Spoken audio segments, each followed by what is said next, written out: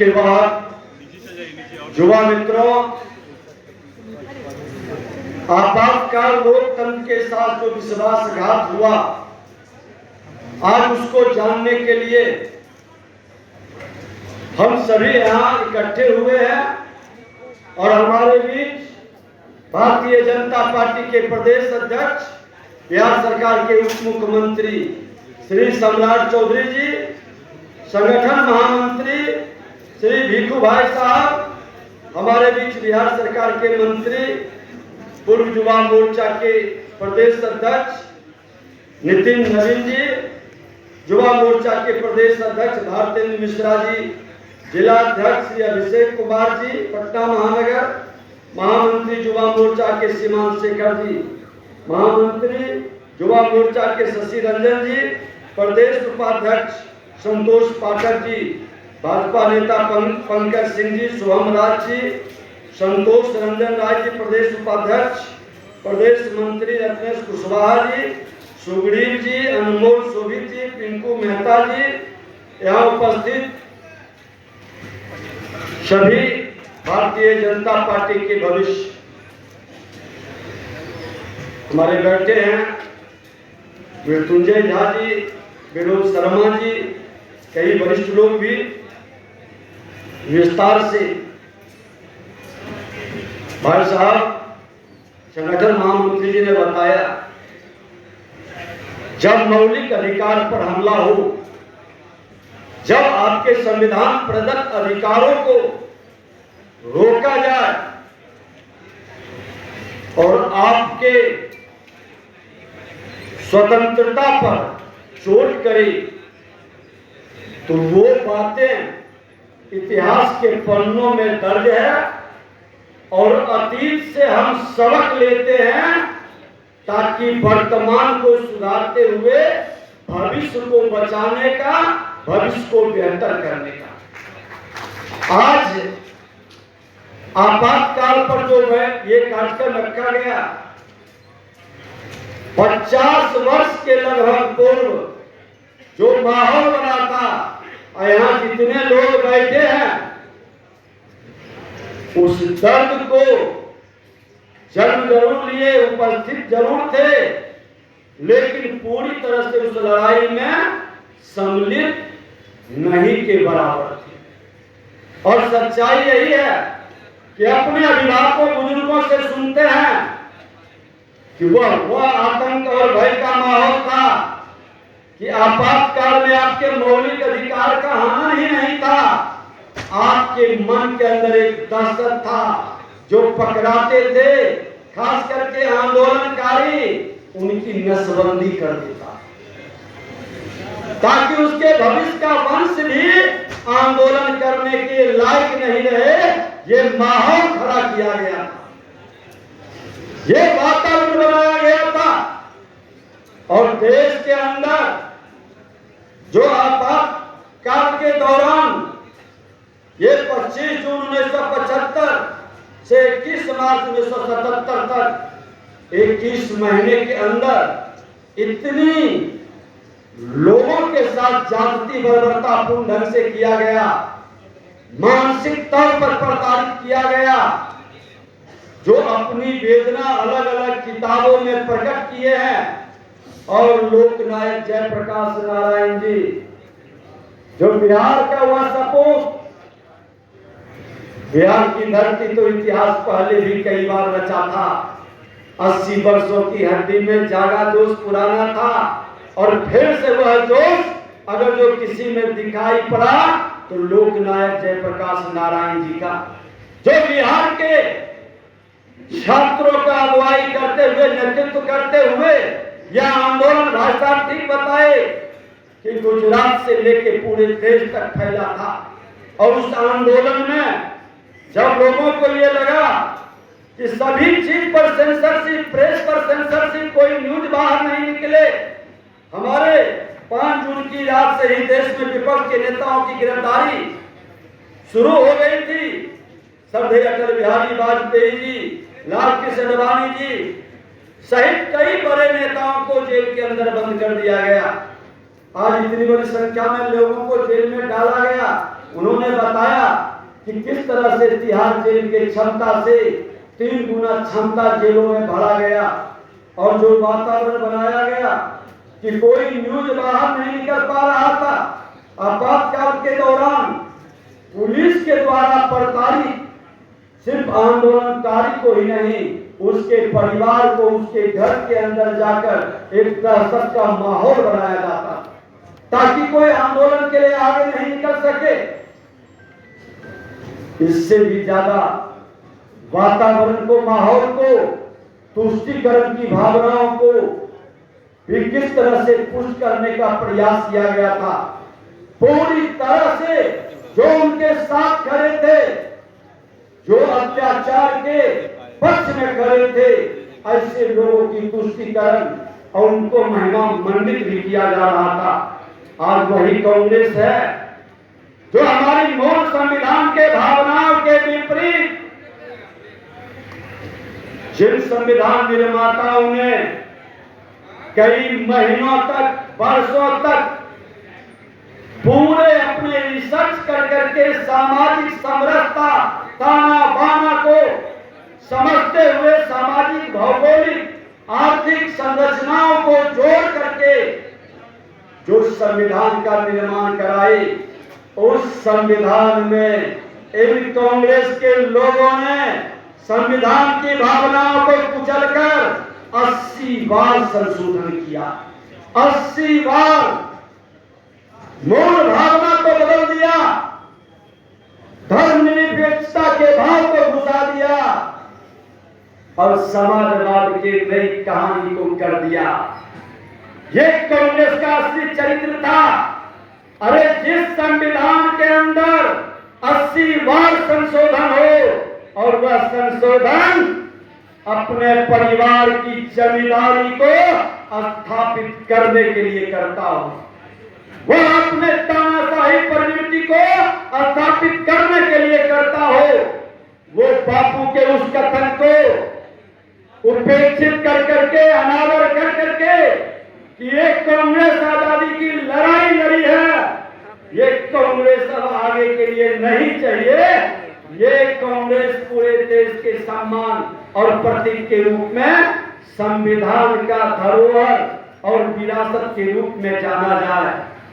लेकिन अपने वंशवाद, परिवारवाद और अपनी जमींदारी को बढ़ाने के लिए नेहरू जी के बाद उनके ही वंश के, उनके ही परिवार के लोग आगे भी सत्ता में बैठे रहे।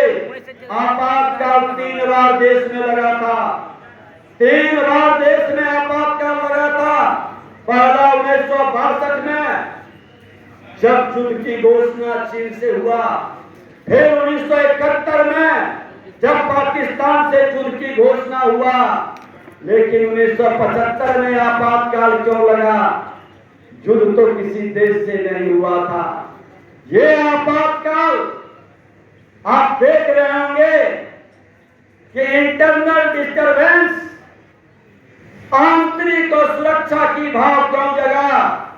क्योंकि जब सत्ता में बैठे लोग तानाशाह हो जाए, व्यक्तिवादी मानसिकता से लोकतंत्र को कुचलने लगे और ये मानसिकता को पोषित करने लगे, तो सत्ता में बैठा हुआ लोग निरंकुश हो जाता है। अपनी निरंकुशता को सत्य साबित करने के लिए, लोगों की आवाज को बंद करने के लिए ये आपातकाल का रूप दिया गया, जो आपातकाल कहीं न कहीं लोकतंत्र को सबसे ज्यादा नुकसान किया। इस लोकतंत्र को पूरी तरह से कमजोर करने का जो मानसिकता बनाया गया, लेकिन शायद उन्हें ये पता नहीं था यह लोकतंत्र जिस धरती पर जन्म लिया था, जिस धरती से ये लोकतंत्र निकला था, वह धरती भगवान महावीर बुद्ध का, चाणक्य चंद्रगुप्त का, सम्राट अशोक का और उससे भी बड़ी ताकत उस लोकतंत्र को मां जानकी की शक्ति की भूमि से वह उत्पन्न हुआ। और ये शक्ति की भूमि से उत्पन्न हुआ लोकतंत्र को कोई तानाशाही हिटलरशाही समाप्त नहीं कर सकता। और आंदोलन भी इसी शक्ति की भूमि से शुरू हुआ और ये शक्ति की भूमि से आंदोलन पूरे देश को झकझोर दिया और पूरे देश के अंदर वह माहौल खड़ा कर दिया। यही बिहार के अंदर शून्य पर कांग्रेस आउट हो गया था जब चुनाव हुआ था। एक भी व्यक्ति नहीं जो जहां से खड़ा हुआ कोई जानता भी नहीं था। हमारे क्षेत्र में बाहर लोकसभा था, मुझे याद है डॉक्टर श्याम सुंदर गुप्ता जी कहां से आए थे, कौन थे, खड़ा हो गए, जीत गए। जो आया इतना आक्रोश जनता के दिल और दिमाग में भी था कि इंदिरा गांधी के हिटलरशाही तानाशाही को समाप्त करना। और हम लोग छोटे छोटे थोड़ी थोड़ी याद है कि लोग तो बच्चे को लगा देते थे गली गली में प्रभात फेरी का, जो हमारे संघ के विचारधारा से और स्वतंत्रता दिवस पर कि गली गली में शोर है, ये नारा लगता था हर गांव के गलियों में। पूरी तरह से माहौल खड़ा था और ये माहौल को नए जनरेशन को बताना है। जो युवा मोर्चा के मेरे मित्र बैठे हैं, दो चीज आपको जरूर याद रखना चाहिए।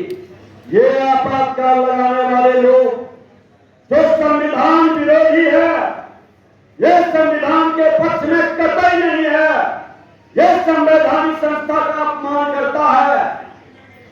आज ये भ्रष्टाचारी आतंकवादियों को संरक्षित करने वाला, उग्रवादियों को पोषित करने वाला और अपराधियों को मनोबल बढ़ाने वाला कौन लोग है? देश के अंदर राष्ट्र को कमजोर करने की मानसिकता, तुष्टीकरण की राजनीति से सत्ता की लोलुपता में कौन खेल रहा है?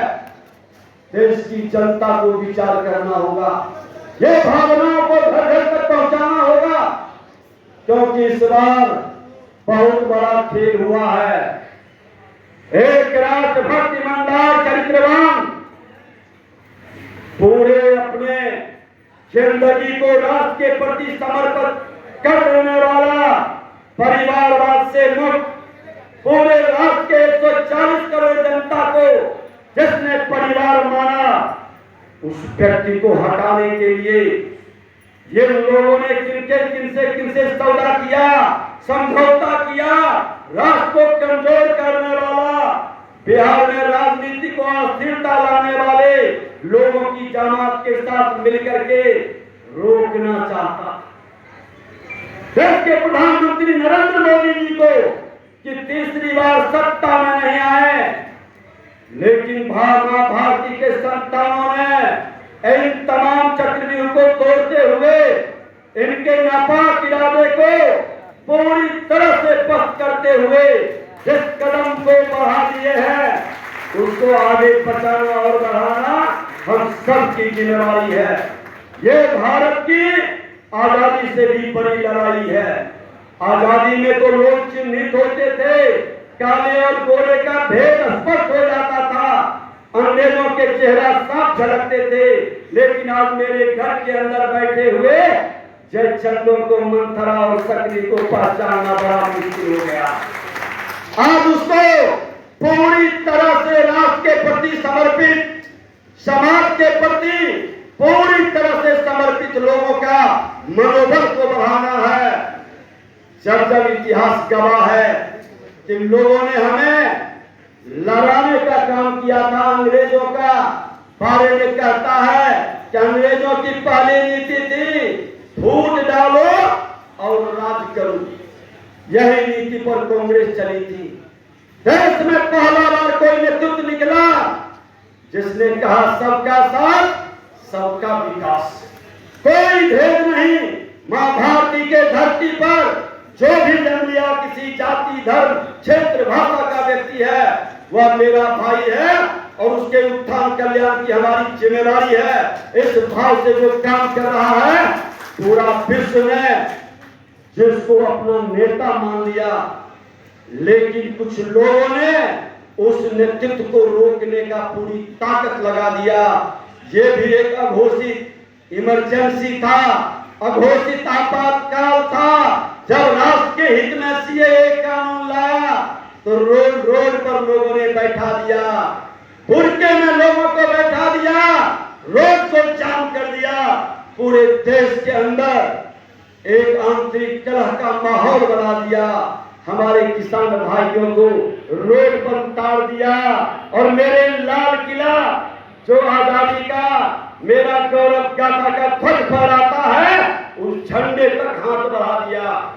लेकिन धन है मेरे देश के प्रधानमंत्री नरेंद्र मोदी जी, जो लोकतंत्र के मान सम्मान स्वाभिमान की रक्षा करते हुए एक गोली नहीं चलाया।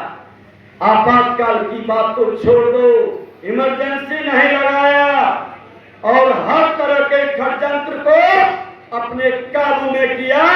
शांति के साथ, प्रेम के साथ, मां भारती के संतानों के साथ। ये अंतर है भारतीय जनता पार्टी में और इन कांग्रेसियों का। सत्ता लोग जो राजद जैसे मानसिकता को, जो हत्या, अपहरण, लूट, बलात्कार का उद्योग चलाता है, जो ट्वीट कर करके लोगों को भरमाने का प्रयास करता है, जो संविधान पर ही प्रश्न उठाता है, जब माननीय न्यायालय निर्णय देता है तो कहता है भाजपा ने पिछले दरवाजे से हमला किया है, भाजपा रोक रहा है। अरे धिक्कार है इसे संविधान विरोधी मानसिकता के लोगों को सबक सिखाने का, क्योंकि इतिहास से सबक लेना हमारी आपकी जिम्मेवारी है। जब जब हम जात में बटे हैं, जातीय जहर का लहर का कहर देश को गुलाम बना दिया। जब जब हम जात से बाहर निकले हैं, हमारा देश स्वतंत्र और आजाद है। इस बार भी लोगों ने ये लहर चलाया था, लेकिन लहर काम नहीं आया।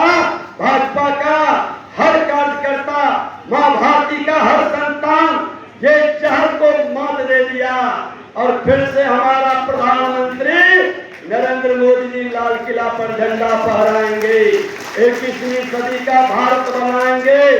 स्वामी विवेकानंद का वह सपना साकार होगा कि 21वीं सदी का भारत विश्व गुरु बनेगा। इसलिए इतिहास को, आपातकाल को और इस राजद कांग्रेस के षड्यंत्र को हर नौजवानों के दिल दिमाग में उतार देना है। जो लोग नहीं जानते, जो टीनेजर एज के लड़के हैं, वो नहीं जानते षड्यंत्र को, नहीं पहचानते जय चंदों को, उसको आभास कराना है कि सतर्क और सावधान हो जाना है, क्योंकि भगवान राम का ये राम राज की धरती को आगे बढ़ाना है। हम हतोत्साहित और डिमोरलाइज नहीं होंगे। हम सब मिलकर के नए भारत के निर्माण के लिए कदम बढ़ाएंगे और आप सबसे कहेंगे कि सब लोग मिलकर के ये वातावरण से एक दिन का कार्यक्रम मान कर करके मौन और चुप नहीं रहना, इसकी चर्चा करना है। और लोक नायक जयप्रकाश नारायण जिनका हम लघु फिल्म में देखे, जिन पर लाठियां बरसाई गई थी, ये राजद के जो नेता थे श्रीमान लालू प्रसाद यादव, उनके आवास पर लोगों ने संकल्प दिलाया था कि जाति विहीन समाज बनाना है, भ्रष्टाचार मुक्त राष्ट्र बनाना है। आज सबसे ज्यादा इस राष्ट्र को, समाज को तोड़ने वाला ऐसे लोग हैं। ऐसे लोगों के भ्रम जाल में लोगों को पड़ने नहीं देना है और भारत की मजबूती के लिए लगे रहना है। यही कहते हुए फिर से आप सबों को हृदय से शुभकामना यशस्वी होने का देते हैं। भारत माता की, भारत माता की, वंदे वंदे। बोलिए भारत माता की जय, जय श्री राम। आज भारतीय जनता पार्टी युवा मोर्चा के द्वारा आपातकाल के काला दिवस के को याद करते हुए एक दुर्भाग्यपूर्ण दिन, इस देश के लोकतंत्र के संसार करने वाला दिन और इस भारत के लिए कलंक का दिन, आज इस कार्यक्रम की अध्यक्षता कर रहे भारतीय जनता पार्टी युवा मोर्चा के अध्यक्ष भरतेंदु मिश्रा जी, इस मंच पर उपस्थित बिहार सरकार के उप मुख्यमंत्री, बिहार के लोकप्रिय नेता आदरणीय विजय सिन्हा जी, हम लोगों के गार्जियन और भारतीय जनता पार्टी के मार्गदर्शक संगठन महामंत्री आदरणीय दीपू भाई दर्शनिया जी, बिहार सरकार के मंत्री, लोकप्रिय नेता, छत्तीसगढ़ के प्रभारी आदरणीय नितिन नवीन जी, इस मंच पर उपस्थित भारतीय जनता पार्टी के प्रदेश के पदाधिकारी, मंत्री आदरणीय संतोष रंजन जी, भारतीय जनता पार्टी के जिला के अध्यक्ष आदरणीय अभिषेक जी, भारतीय जनता पार्टी के प्रदेश के उपाध्यक्ष सिद्धार्थ शंभू जी, प्रदेश मंत्री रत्नेश जी, भारतीय जनता पार्टी युवा मोर्चा के तीनों महामंत्री शशि रंजन जी, सीमांत जी, नवीन जी, युवा मोर्चा के सभी नेतागण और इस हॉल में उपस्थित तमाम भाइयों, बुजुर्गों, नौजवान साथियों, छोटे छोटे बच्चों, माताएं, हाँ साथियों, हम लोग आपातकाल पर चर्चा करने के लिए यहाँ बैठे हैं। और आप सोचिए ये आपातकाल क्यों लगा था और क्या कारण था? क्योंकि इस देश में लोकतंत्र की हत्या 1975 में की गई थी। आज ही के दिन हम उसकी बरसी मनाने का काम करते हैं। और साथियों, ये लोग बहुत करते हैं सेक्युलर सेक्युलर सेक्युलर, और भारतीय जनता पार्टी को सांप्रदायिक करते हैं। और मैं सिर्फ याद दिलाता हूं, 1975 में ही संविधान को बदलकर संविधान में सेकुलर शब्द को जोड़ने का काम श्रीमती इंदिरा गांधी ने किया। और आपको जानकर आश्चर्य होगा, क्योंकि देश में 370 लागू था, पूरे देश में तो सेकुलर शब्द आ गया, लेकिन कश्मीर इंतजार करते रहा जब तक मोदी जी ने नहीं आए और 370 को हटाए, तब तक सेकुलर वहां नहीं लगा। मतलब अपने ही आदेश को पूरे देश में लागू नहीं करा पाई श्रीमती इंदिरा गांधी, और इस देश के लोकतंत्र की हत्या श्रीमती इंदिरा गांधी ने किया था। और बिहार में तो ऐसे ऐसे नेता हैं जो कहते थे कि रानी के पेट से राजा पैदा नहीं होगा, तो आजकल खाली राजा ही पैदा, राजकुमारी और राजकुमारे पैदा कर रहे हैं। हम लोग भी गिनती भूल जा रहे हैं। और पूरे देश में जिसने जो व्यक्ति राजनीति करने आया हो और जिसने मीसा के तहत जेल में रहा हो, maintenance of internal security act, जो मीसा के अंतर्गत जेल में रहा हो,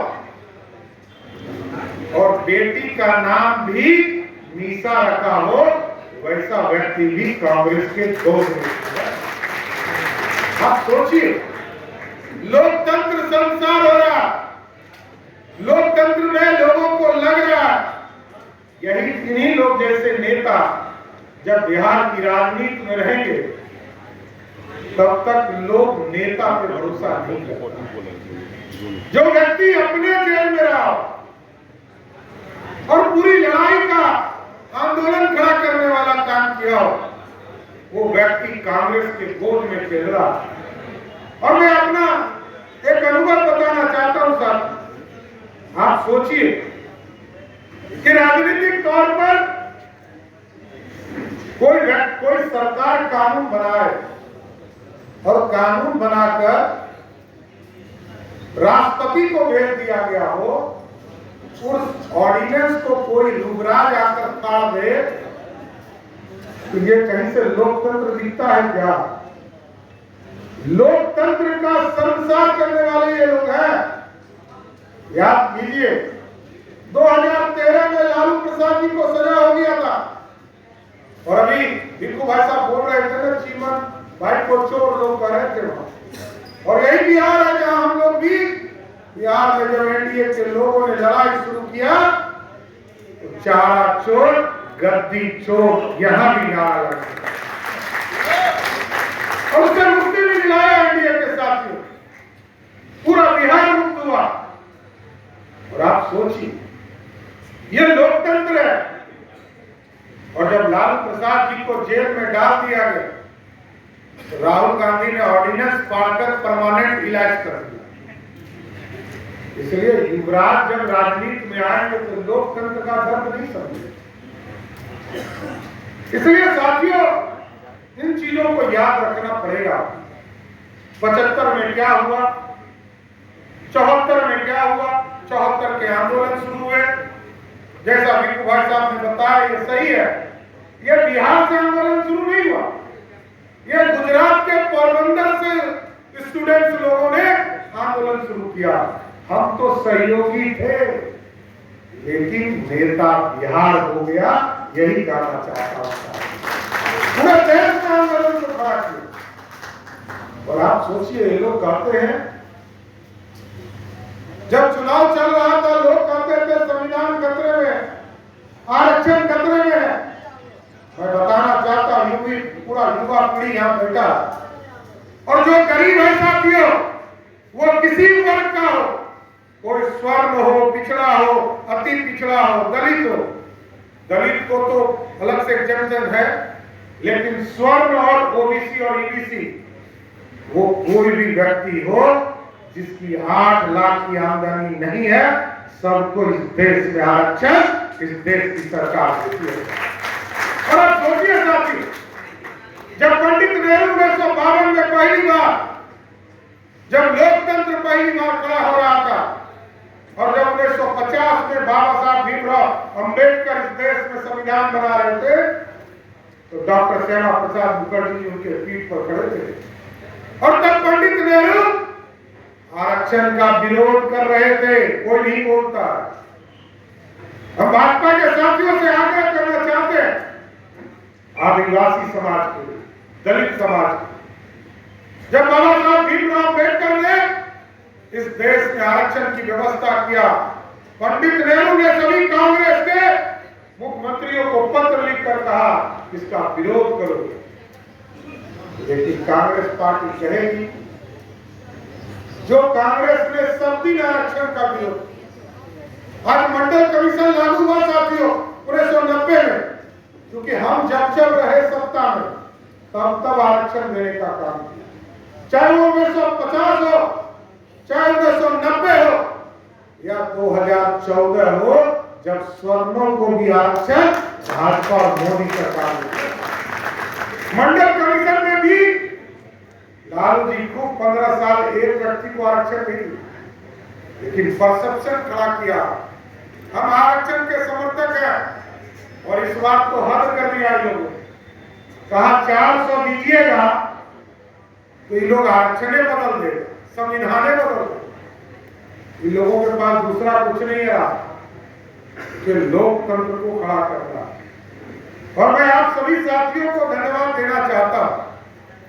जिस तरह पूरे देश में कुछ सीटें हमारी सब जगह घटती गई, लेकिन बिहार के लोगों ने इसके बावजूद 75% मार्क्स देकर एनडीए के लोगों को जिताने का काम किया। ये अपने आप में गौरव है और एकदम संकल्पित रहिए।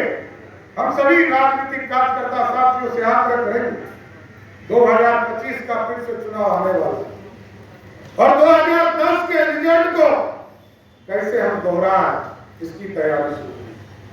2010 में राष्ट्रीय जनता दल में ना रानी चुनाव जीत पाई थी, ना उसके परिवार से कोई चुनाव जीत पाया था। ऐसा संकल्प लेना है कि 2025 के चुनाव में लालू प्रसाद जी के परिवार को एक भी सीट जीतने नहीं देना है, यह संकल्प लेकर जाना।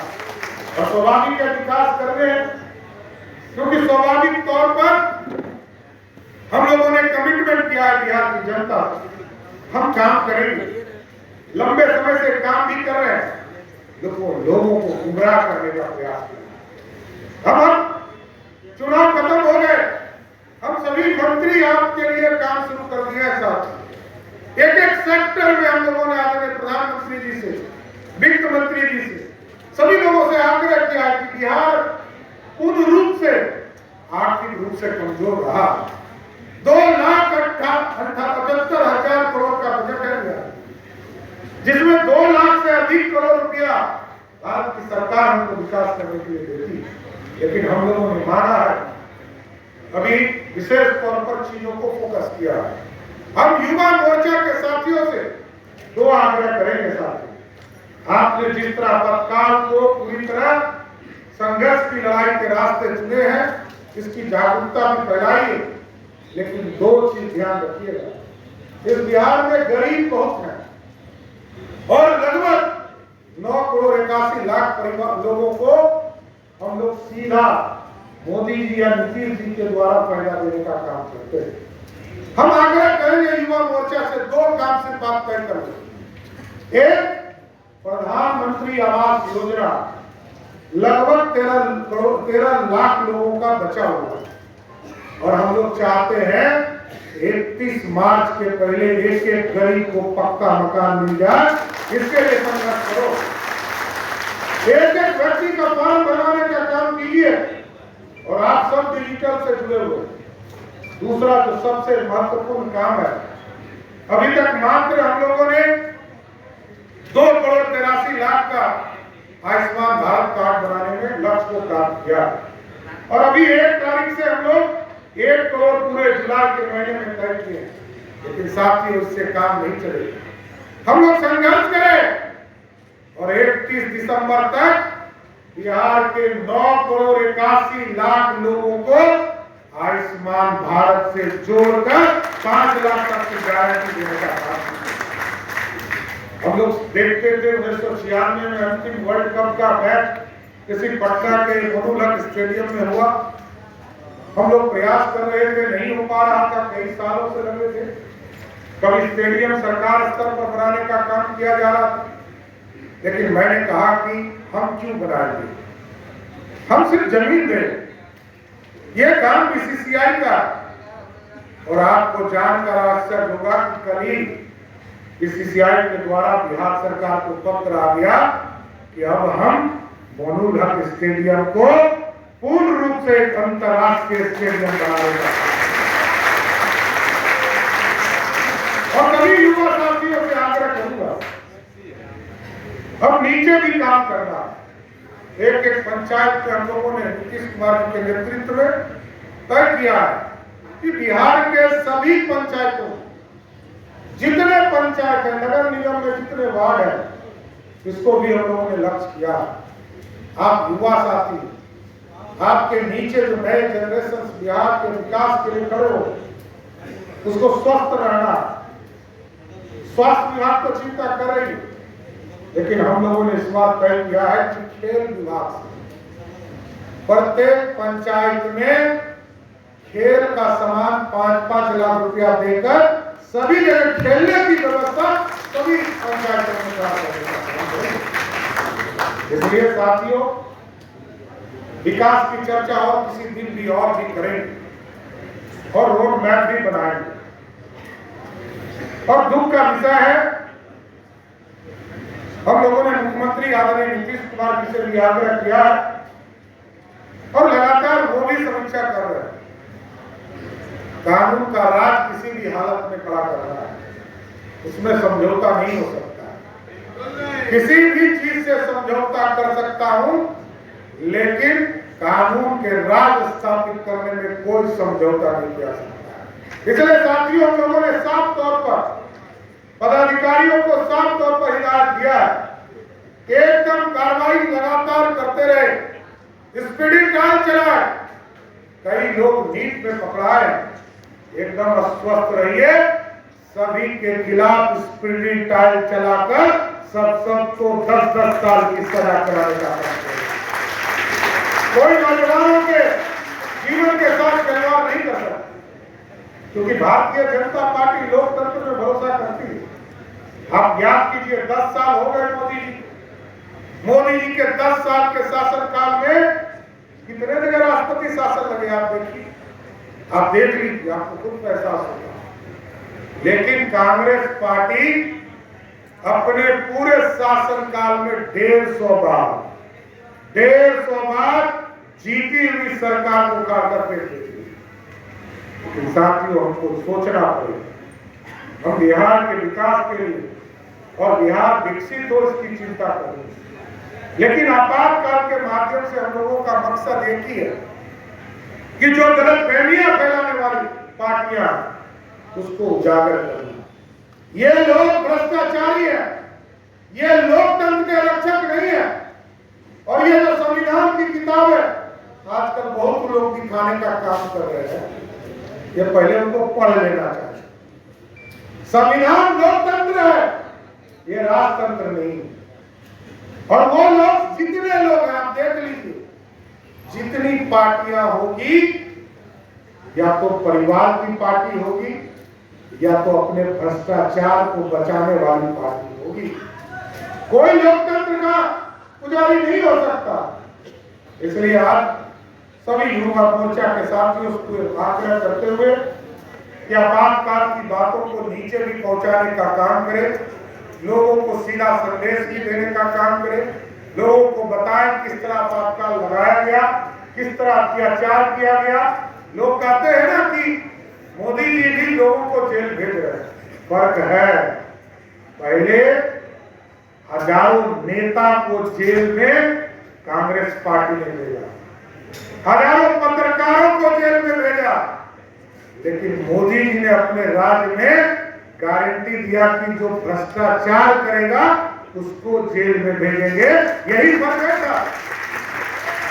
इसलिए सभी लोगों को आग्रह और निवेदन करते हुए अपनी बात को विराम देता हूं कि युवा मोर्चा पूर्ण रूप से ये स्टूडेंट यूनियन से उठा हुआ आंदोलन था।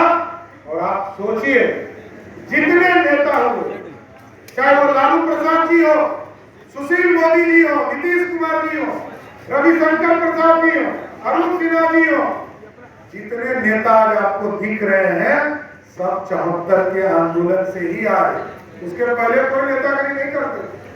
इसलिए सभी लोगों से आग्रह है कि आप लगातार संघर्ष करते रहिए और आपातकाल के चीजों को नीचे बताते हुए भारत को श्रेष्ठ बनाने में, बिहार को विकसित बनाने में अपना योगदान देते रहिए।